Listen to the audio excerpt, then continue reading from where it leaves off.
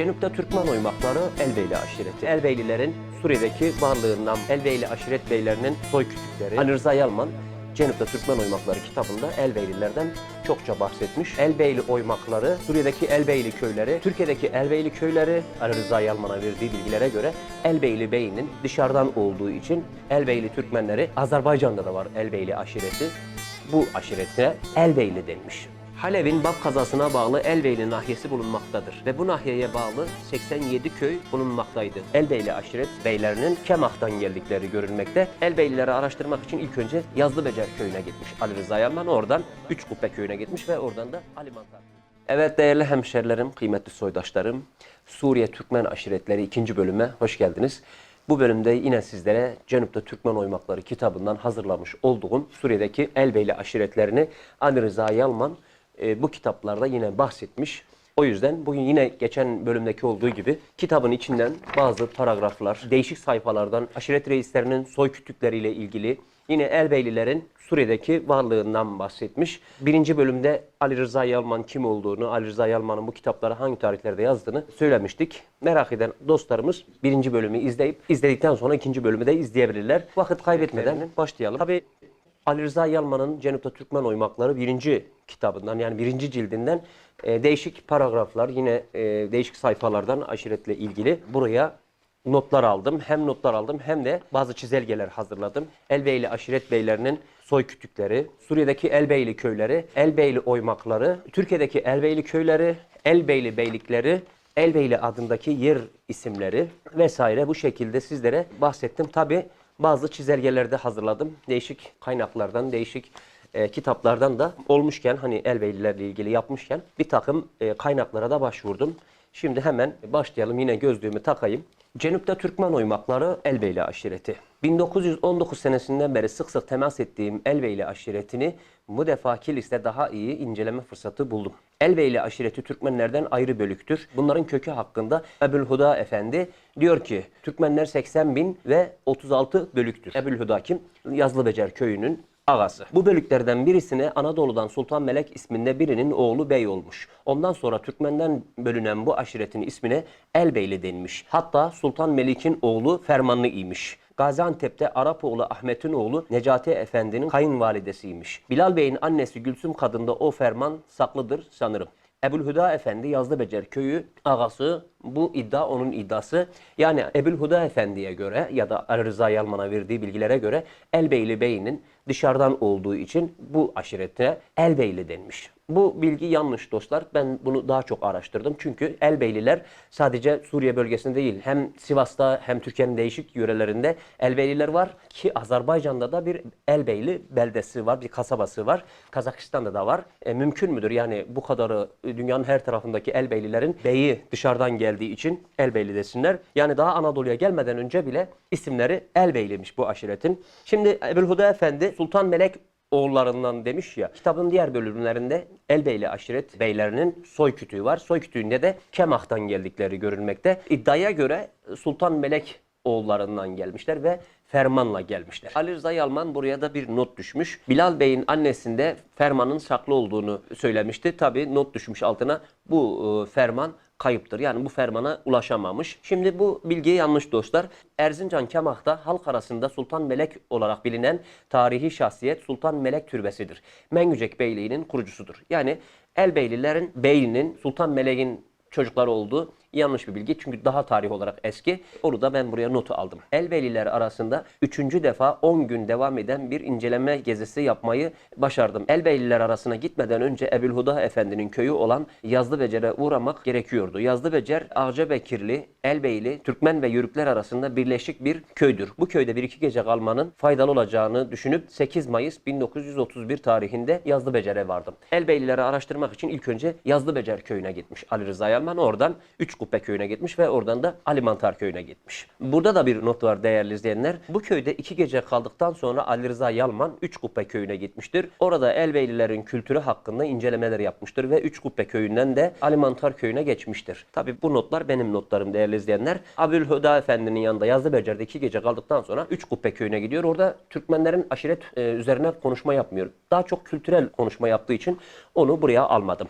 Alimantar Köyü. Alimantar Köyü Türkmen, Yörük, Kürt ve hatta birkaç Elbeyli aşiretinden meydana gelmiş karışık bir köydür. Bu köye giderken yolda Elbeylilerin Beylerbeyi köyüne vardım ve Salih Ağa ile 5-10 dakika görüştükten sonra Alimantar Köyü'ne geldim ve ilk olarak Bayram Ali'yi aradım. 1928 senesinde kendisiyle görüşüp Hurşit Bey'in hikayesini yazdığım bu kişi üzüntüyle belirtirim ki ölmüştür. Yani bu kişi gittiğinde ölmüş. Tabi burada bir not düşmüş Ali Rıza Yalman. Hurşit Bey hikayesini daha önce Ali Rıza Yalman değişik bir tarihte, yani 1928 tarihinde yayınlamış. İsteyenler bu Hurşit Bey'in hikayesinin uzun havalarını da okuyabilirler. O kişi de Elbeyli'den bir beymiş. Yani Elbeyli'ye geldikten sonra ilk önce Kara Hasan Efendi ile görüşüyor. Birinci bölümde belirttiğim gibi Kara Hasan Efendi, Halil Ağa, ondan sonra bir sürü ağalarla orada. Bunları birinci bölümde anlattığım için detaylara girmiyorum dostlar. Burada Kara Hasan Efendi söze şöyle başladı. Yerleştirme Başkanı Feruz Bey bu fena yerlerde yaşayamayacağımızı anlayarak 30 bin ev ile Acem'e gitmiş ve biz buralarda 50 bin ev ile kalmışız. Şimdi bu 50 bin ev Rakka'dan Antakya'ya kadar dağınık bir haldedir. Bu arada Halil Ağa devam etmiş söze. Halil Ağa girmiş hemen. Halil Ağa da demiş ki doğru. Tam 50 bin ev ile buralara yerleşmiş ve kalmışız. Aşiretimizden Beydilli en büyük sıkıntıyı çekmiş. Elbeyliler ve Bereliler ile bizim obaya bağlı, yani Beydilli'ye bağlı Güneş ile buraya bizden tam 2 yıl sonra kendi istekleriyle gelmişler. Yani Elbeyliler, Bereliler ve Güneşler iskandan 2 yıl sonra geldiklerini ifade etmiş Deli Hasan Ağa. Bunu şu şekilde indirelim. Tabii Ali Rıza Yalman şu şekilde devam ediyor. Ben bu tartışma arasında fırsat bularak bazı sorular sormak istedim ve ağalara hitaben bana Türkmen aşiretlerinin oymaklarını ve obalarını tarif eder misin deyince Halil Ağa ilk sayfada kaydettiğim şemayı verdi. Türkmen aşiretleri 1. bölüm. Yani burada 1. bölümde bahsetmiştim dostlar. Bütün Türkmen aşiretlerini. Oraya girmiyorum. 1. bölümde izleyebilirsiniz. Ve etrafını çeviren bütün oymak ağaları bunun doğru olduğunu söylediler. Yani bütün beyler, oradaki ağalar bunun doğru bilgi olduğunu teyit etmişler. Böylelikle Türkiye'nin güneyindeki Türkmenlerin Beydilli, Barak, Elbeyli, Berelli, Bayındır ve Dağınık oymaklar olmak üzere 6 oymak ve 48 obadan meydana geldiğini anlatmaktadır. 1. bölümde bu aşiretleri bütün anlattığım için 2. bölümde anlatmaya gerek duymuyorum. İsteyen 1. bölümden izleyebilir dostlar. Şimdi Elbeyli oymakları.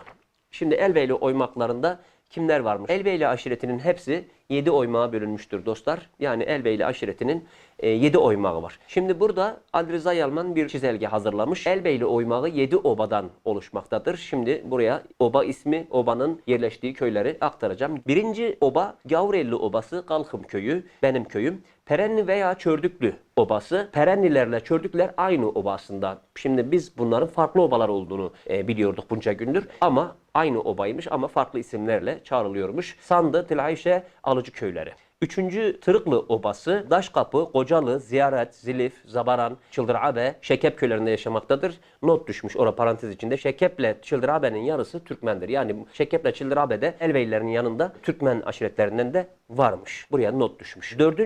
Taflı obası. Taflı obası Kersenli ve Haliloğlu köylerinde çoğunluk ekseri. 5. oba Şahveli obası Arap Azizi ve Acerköy köylerinde yaşamaktadır. 6. oba Ferizli obası Sekizler, Babilemun, Beylerbeyi, Çangallı, Sipahiler yani Usbağı, Memili, Üçkubbe, Karacaören, Eşekçi, Çörtenhüyük, Kemmuntepe köylerinde yaşamaktadır Ferizliler. 7. Karadaşlı obası. Karadaşlı obası Kadılar köyünde iskan edilmişler. Şimdi burada da 3 tane notlar almış değerli dostlar. Bir not düşmüş Ali Rıza Yalman. Perenni yani perili demektir. Yani perenni oymağının ismi periliden gelmektir. Çördük kelimesi ise çör kelimesinden alınmıştır. Çör eski Türkçe'de döküntü ve süprüntü kelimesi sebebiyle aynı manayı hatırlatmaktadır. Diğer bir notta Tırıklı bu isimde Kilis'in büyükçe bir mahallesi de vardır. Yani Kilis'in bir de Tırıklı mahallesi olduğunu söylüyor. Şimdi Suriye'de kalan Elbeyli köylerinden şemasını yapmış. Suriye'de kalan Elbeyli köyleri, köy ismi ve köyün ağasının isimlerini kitaba düşmüş Ali Rıza Yalman. Sipahiler köyü, Usbağa köyü, Bilal Bey'in annesi Gülsüm Hatun, Arap Azizi köyü, Muharrem Ali Ağa, Kadılar köyü, Küçük Ali Ağa, Çörten köyü, Mustafa Ağa, bu köyün yarısı Türkmendir. Not düşmüş. Çörtenhüyük'ün yarısı Türkmendir. Eşekçi köyü Kadir Ağa, Memeli köyü Şık Ağa, Kocalı köyü Ahmet Ağa Efendi köyüdür. Daşkapı köyü Ali Ağa Efendi köyüdür. Zilif köyü Halil Ağa, Sandı köyü Abdülkerim Ağa, Tilayşe köyü İsmail Ağa, Alıcı köyü Mehmet Ağa, Kalkım köyü İsmail Ağa, Ziyaret köyü Hüsnü Ağa, Sekizler köyü Mehmet Ali Ağa, Kersenli köyü Bozu Ahmet Ağa Efendi köyüdür. Ayyaşe köyü Emin Hoca Efendi köyüdür. Haliloğlu Hüseyin Taha Ağa Efendi köyüdür. Silsile köyü Hasan Ağa, Babulimun köyü Meço Ağa. Bu şekilde Türkiye'deki Elbeyli köylerini de şu şekilde sıralamış Ali Rıza Yalman. Beylerbeyi köyü Salih Ağa, Çangalı köyü Sait Ağa, Üçkupe köyü Halil Ağa, Küçük Karacören Mehmet Çavuş, Kemuntepe Mehmet Bey Arap Azi'den bölünmüştür diye not düşmüş. Acerköy Hasip Ahmet Ağa Arap Azi köyünden bölündüğünü yine not düşmüş. Zabaran köyü Mehmet Ağa Efendi köyüdür. Çıldırava köyü Şihaddin, Şekep köyü Mehmet Ağa Efendi köyüdür. Toplu olarak bu 29 köyün Elbeyli köyleri olduğu anlaşılmıştır. Ali Rıza Yalman bu şekilde hem Türkiye'deki hem Suriye'deki Elbeyli köylerini bildirmiştir. Burada da bir şekili ben hazırladım. Ali Rıza Yalman'ın kitabında bu yoktur. Hani konu Elbeyli olduğu için burada başka kaynaklardan aldığım Elbeyli beyliklerinden de söz edeceğim. Halep Beyliği Mehmet Bey, Mummuç Beyliği Kadıoğlu Ahmet Bey, Maraş Beyliği Kadıoğlu Ali Bey, Besni Beyliği Mustafa Paşa Özbeyler, Sivas Beyliği Yusuf el Hamza Uzun Hasan'ın torununu, Kayseri Beyliği Dadaloğulları Afşar Beyleri, Yozgat Beyliği Çataloğulları, Adana Beyliği Zulkadiroğulları, Antakya Beyliği Karamürseller, Konya Beyliği Kozanoğulları. Burada şöyle bir çizelgede hazırlamış. İsteyen kitaptan bakabilir dostlar. Elbeyli beylerinin soy kütükleri. Kemah'ta Akmelek oğullarından Mehmet Bey kesin olarak bilinmeyen fakat yerleştirme zamanına rastladığı kesin olan bir tarihte Elbeyli aşireti arasına sürgün olarak gelmiş. Yani Elbeylilerin beyleri bizim elimizden değil. Kemah'tan, Erzincan'ın Kemah ilçesinden gelmişler. Burada Ali Rıza Yalman bu şekilde aktarmış. Bu bey birkaç sene içinde aşiretle yaptığı temaslar üzerine sürgünden sonra da bu aşiret arasında kalmayı kendisi için yararlı görmüş ve affedildikten sonra padişahtan aşiretin reisliğini istemiş. Padişah fermanla Mehmet Bey'i Elbeyli'ye bey olarak tayin etmiş. Ali Rıza Yalman'ın kitabına göre Elbeylilerin beyi Büyük Muhammed Bey Kemah'tan bu tarafa gelmiş dostlar. Mehmet Bey aşiretin beyi olduktan sonra 3 kızını aşiretin ileri gelenlerine verilmiş. Sonradan aşiret tarafından da bey tanınmış ve bugüne kadar Mehmet Bey'in çocukları Elbeyli'nin beyi sayılmışlar. Mehmet Bey'in çocukları bir torunlarına kadar yani Bilal ve Kasım'a kadar Elbeylilerin beyliğini bunlar yapmış. Şimdi hayatta olan Mehmet Bey Kemuntepe'den Suriye'ye göç ederek yeni bir köy kurmuş ve aşiretinden ayrılmamıştır. Bu beylerin soyundan bugün yalnız Naime Hanım ve Mehmet Bey ile Bolvedan Ortaokulu Afyonkarahisar'a bağlı ilçe orada tabiat öğretmeni Hurşit Bey kalmıştır. Yani bu beylerin soyundan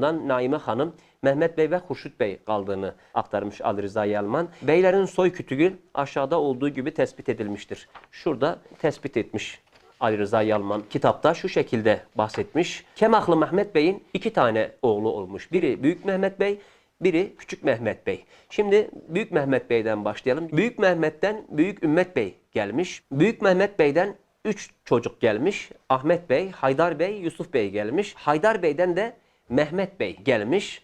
Şimdi ikinci kolda Küçük Mehmet Bey, Küçük Mehmet Bey'den Naime Hanım, Küçük Ümmet Bey gelmiş. Küçük Ümmet Bey'den de Bilal ve Kasım gelmiş. Buraya da ben kendim sonradan montajda 2 tane de ben ekledim. Bilal Bey'den de Naime ile Bedia gelmiş değerli dostlar. Bu şekilde yani Kasım Bey'in öldüğünde çocuğu yoktu çünkü daha birkaç aylık evliydi. Bilal Bey'in de 2 kızı olmuş, oğlan çocuğu olmamış. Tabi burada Ali Rıza Yalman bir not düşmüş çizelgenin altına. Vaktiyle Tarsus gazetesinde Elbeylioğlu ve Adana Memleket Macmuası'nda Ahmet Bey'in bozlağı namlarıyla yayınladığım hikayelerin Ahmet Bey'e ait değil, Büyük Ümmet Bey'in oğlu olduğu Kara Hasan Efendi tarafından düzeltilmiştir. Yani Kara Hasan Efendi o hikaye başka bir Elbeylioğlu Ahmet Bey değil de Ümmet Bey'in oğlu olduğunu söylemiş. Yani Büyük Ümmet Bey'in oğlu olduğunu düzeltmiş. Elbeylioğlu Bozdağ'ını bilmeyenler için söyleyeyim. Hacı Taşan, Asım Kuzuluk, Gül Ahmet Yiğit, Mehmet Demir tarafından sıkça söylenilmiştir bu dostlar. Elbeylioğlu Bozdağı Türkiye'de meşhur bir bozdağdır. İsterseniz onu da dinleyebilirsiniz. İkinci notunda Ali Rıza Yalman şu şekilde demiş. Soy kütüğü Kara Hasan Efendi tarafından tespit edilmiştir. Yani bu bilgileri Babilelim köyünden Kara Hasan Efendi vermiş. Buraya kadar Ali Rıza Yalman'ın Elbeyli aşiretiyle ilgili bütün notlarını bu şekilde bitirdim. Buradan sonrakiler de benim başka farklı kaynaklardan, Halep Vilayet Sennamesi'nden, değişik Osmanlı arşivlerinden aldığım kaynaklara göre şu şekilde devam ediyorum. Şimdi ek olarak burada ne demişim? Türkiye'de Elbeyli adında kaç tane yer var? Onların hepsini buraya sıraladım. 20 tane Elbeyli adında yerler var. 1. Elbeyli ilçesi Kilis. 2. Elbeyli köyü İznik, Bursa. Elbeyli köyü Kızıltepe, Mardin. Elbeyli köyü Erdemli, Mersin. Elbeyli köyü Mut, Mersin. Elbeyli köyü Düziçi, Osmaniye. Elbeyli köyü Hınıs, Erzurum. Elbeyli köyü Burdur, Merkez. Elbeyli mahallesi Samsun, Vezirköprü. Elbeyi Şahdağ, Adıyaman. Elbeyi köyü Bingöl, Çığ ilçesi. Elbeyi köyü Çekerek ilçesi, Yozgat. Elbeyi mezrası Karakoçan, Elazığ. Elbey köyü Muş, Varto. Hacı İlbeyli köyü 6 Eylül, Balıkesir. İlbeyli Camii Adana, Ceyhan. İlbeyli Beytex Meslek ve Teknik Anadolu Lisesi Adana, Ceyhan. İlbeyli yöresi köyleri 42 köy, Sivas. Not düştüm. 1855-1856 yıllarına kadar kaza, 1878-1884 tarihlerine kadar da nahiye olmuş bu Elbeyli yöresi. Yani Sivas'ta bir Elbeyli isminde bu tarihlere kadar nahiye ve kaza varmış. Aşağı Elbeyli mezrası Kığ, Bingöl.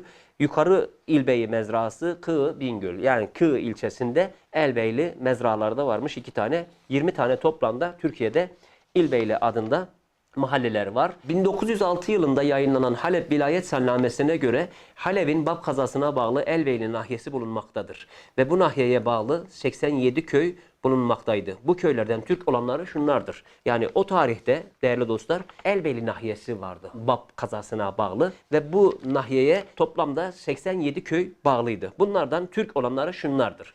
Arap Azizi, Tılhan, Ataşköy, İnkılap, Çangallı, Hacıveli, Haliloğlu, Beylerbeyi, Ayyeşe, Gabveran, Tel'Ayşe, Arap Çördük, Sandı, Galkum, Zilif, Şavı, Daşkapı, Ziyarat, Kocalı, Memili, Koçviren, Lüle, Sipahiler, Uspağı, Kadılar, Babilemun, Kefersara, Çörten Hüyük, Öküz Öldüren, Mazıcı, Hava Hüyük, Nabga, Beşçurun, Şuveyha, Şidar, Arap Veren, Karagüzel, Kurca Hüyük 37 köyden oluşmaktaydı. Yani bu nahiyeye bağlı 37'si Türkmen köyüydü. Bunlar Elbeyli nahiyesine bağlı Türkmen köyleriydi. Tabii bu kaynak nereden dostlar? İstanbul Belediyesi Atatürk Araştırmalar Merkezi.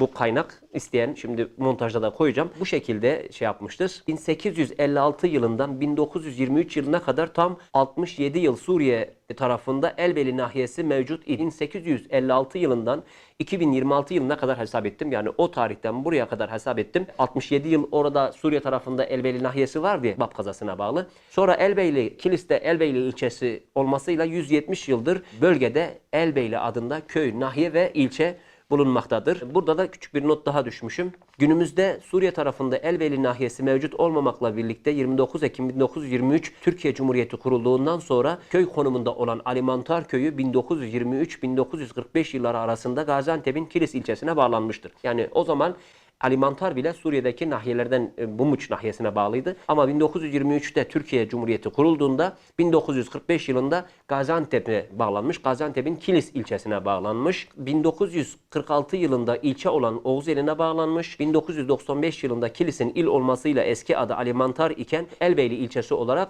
tekrar Kilis iline bağlanmıştır değerli dostlar. Bu verdiğim Türkmen köylerinin kaynağı Avrasya Uluslararası Araştırma Dergisi Mart 2023 11 sayfa 406.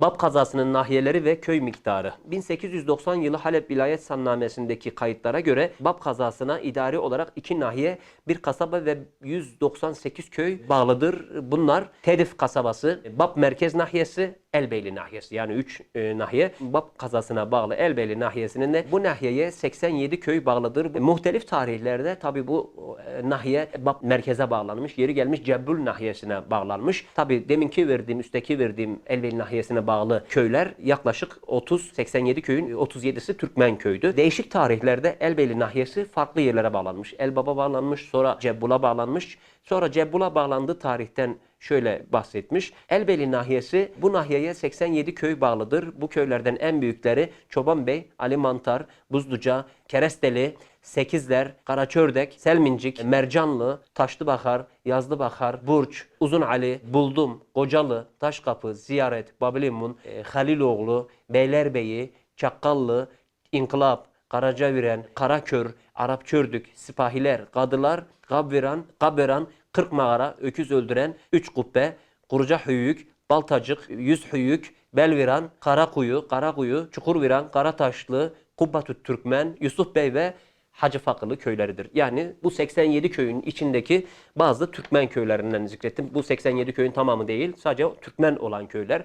Cebbul kazasına bağlıyken nahiye, Cebbul'a bağlıyken, Cebbul kazayken Cebbul'a bağlanmış. O tarihte de yine 87 köy varmış. Bu köylerden Türkmen olanlarını şu şekilde sıraladım dostlar. Şimdi buradaki bu kaynaklardan nereden almışım? Kaynağını da şu şekilde almışım dostlar. Osmanlı'da yer adları Osmanlı Vilayet Sannamesi'nde Halep. Orsam 2012 sayfa 156 1906 yılı tarihli Halep Vilayet Sannamesi'nden almışım. İsteyen arkadaşlar oradan linkten açıp Halep Vilayet Sannamesi'ne bakabilirler. Şurada da vilayetin Kilis kazasına bağlı bir harita. O yıllarda yayınlanan bir haritayı koydum. Bir Türkmen nahiyesi var, bir Fellah nahiyesi var, bir Minbüç nahiyesi var. Bir de Minbüç nahiyesi hem Kilis'te var, bir de Minbüç Fokani var. Yani bir Tahtani var, bir de Fokani var. Kilis'in birçok o zaman da nahiyesi var. Ama bu nahiyelerden Minbüç nahiyesine ve Türkmen nahiyesine, Fellah nahiyesine Türkmen köylerimiz. Yani bugünkü Azez'den Cerablus'a kadar olan köyler o zaman da Minbüç Tahtani, Türkmen nahiyesi, Fellah nahiyesine bağlıydı dostlar. Şimdi burada da Osmanlı'da yer adları. Elbeyli hangi tarihlerde nahiyeymiş, hangi tarihlerde kaza olmuş, hangi tarihlerdeki tekrar nereye bağlanmış? Bunları da şu şekilde sıraladım dostlar. Nahiye 1856-1865 tarihlerinde Halep vilayetine bağlanmış. Halep vilayet sannamesinde bu şekilde nahiyeymiş. Tekrar 1866 yılında yine Halep vilayetine bağlı nahiyeymiş. 1869-1880 tarihinde Babu Cebbul yani Cebbul'e bağlanmış. 1881-1888 kilise bağlanmış bu Elbeyli nahiyesi. Daha sonra 1889-1918'de Cebbul kazasında feshedilmiş. Ondan sonra artık Elbeyli nahiyesi Suriye'de tamamen iptal olmuş. 1923-1945 yılları arasında bugünkü Alimantar Kilis ilçesine bağlı bir köy olarak Alimantar olarak bağlanmış. Daha sonra 1946-1995 yılında Oğuzeli ilçe olunca Oğuzeli'ne bağlanmış. Daha sonra 1995'te Kilis il olunca bugünkü Alimantar köyü Elbeyli ilçesi olarak Kilis'e bağlanmış. Böylelikle 1856 yılından 1923 yılına kadar Suriye tarafında Elbeyli nahiyesi 67 yıl nahiye olarak kalmış. Daha sonra Suriye tarafında Elbeyli nahiyesi mevcut değildi. 1856 yılından 2026 yılına kadar hesaplarsak dostlar 170 yıldır o bölgede Elbeyli isminde nahiye, köy ve ilçe bulunmaktadır.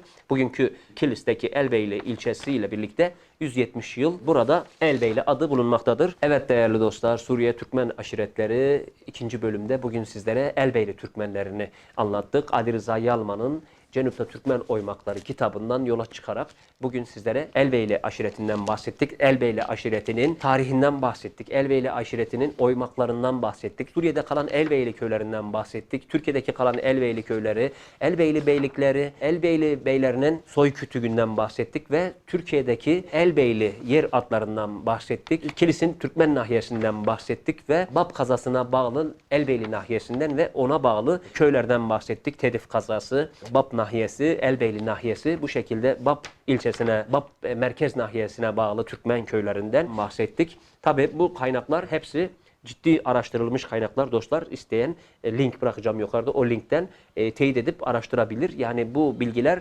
tamamen Ali Rıza Yalman'ın vermiş olduğu bilgiler ve benim diğer Halep Vilayet Sannamesi'nden aldığım kaynaklar. Değişik kaynaklardan alıp buraya aktardım. Efendim bugünkü bölümümüz de burada sona ermekte. Suçu lisan eyledikse affola. Bir başka bölümde, başka bir Türkmen aşiretleri bölümünde görüşmek dileğiyle. Allah'a emanet olun. Kalın sağlıcakla.